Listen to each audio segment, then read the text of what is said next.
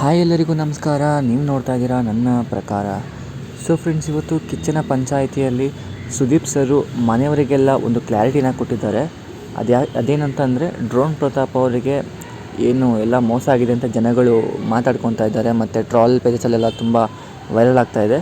So ಅದ್ರ ಬಗ್ಗೆ ಒಂದು ಕ್ಲಾರಿಟಿ ಕೊಟ್ಟಿದ್ದಾರೆ ಅಂತಲೇ ಹೇಳ್ಬೋದು. ಅದೇನು ಕ್ಲಾರಿಟಿ ಅಂತ ತಿಳ್ಕೊಳ್ಳೋಣ.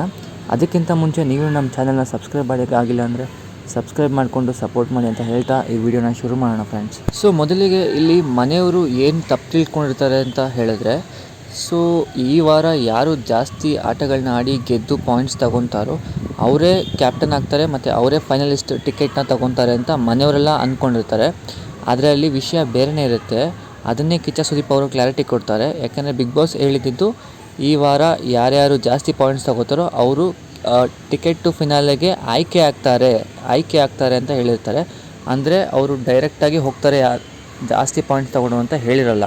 ಸೊ ನಮಗೆ ಬಂದಿರೋ ಮಾಹಿತಿಗಳ ಪ್ರಕಾರ ಕಿಚ್ಚ ಸುದೀಪ್ ಅವರು ಈ ಕ್ಲಾರಿಟಿ ಕೊಡೋದಕ್ಕೋಸ್ಕರ ಮತ್ತೆ ಬಿಗ್ ಬಾಸ್ ಏನು ಅನೌನ್ಸ್ಮೆಂಟ್ ಕೊಟ್ಟಿರ್ತಾರೆ ವಾರದ ಶುರುವಿನಲ್ಲಿ, ಸೊ ಆ ಅನೌನ್ಸ್ಮೆಂಟು ಒಂದು ಕ್ಲಿಪ್ನ ಹಾಕಿ ತೋರಿಸ್ತಾರೆ ಅಂತ ಕೇಳಿ ಬರ್ತಾ ಇದೆ.